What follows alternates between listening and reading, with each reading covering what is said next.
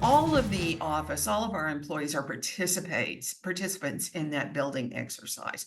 The way we relate to one employee, whether we tolerate deficits in their learning, whether we reward them in a way that is perhaps unfair, all of that is part of what's observed by other people in our office, not just the individual involved. And so it sets up a situation that I think goes back to the idea of mutual trust. And it relates perhaps to number 4 on this. You may think I'm ignoring a slide. I don't intend to be. But being unafraid to fail means that as an employee, I know that I'm not going to be punished in some way for making a mistake.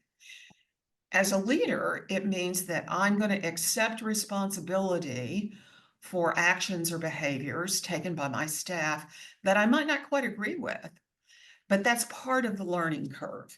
A way that we can allow people to make mistakes and know that it will not result in, sometimes people are afraid their salary will be cut, or they're going to be laid off, or they'll be replaced in the near future.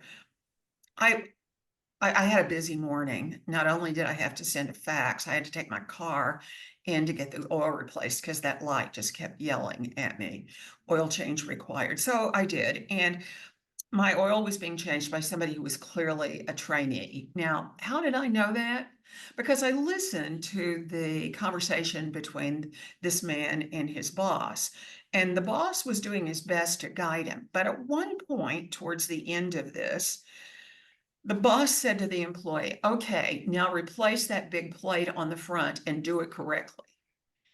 To me, as a customer, that suggested I could be driving 80 miles an hour down Interstate 80 and have the front half of my car fall off.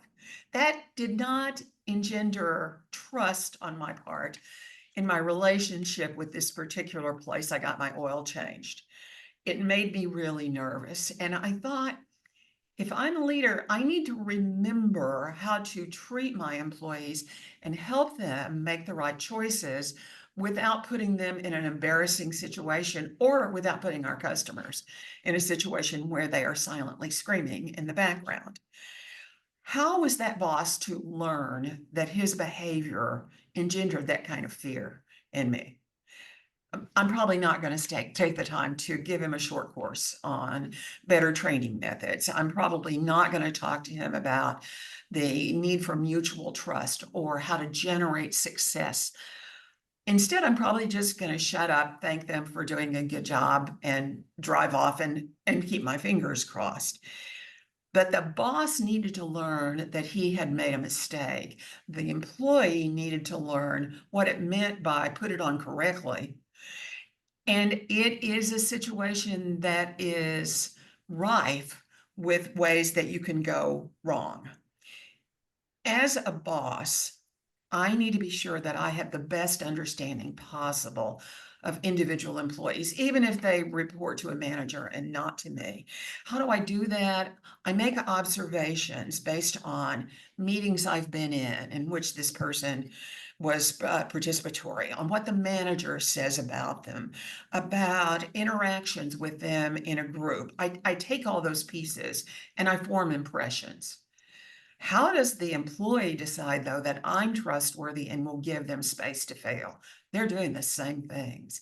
They are making observations about what I do in a big all-staff meeting, about how I interact with them directly, if in fact I take the time to do that, and about what they're hearing from other employees. It's a very muddy accumulation of data that leads an employee to decide, I can trust Kim Moreland, and Kim Moreland to say, I need to invest in Sarah Smith because she's going to be a real asset in the future.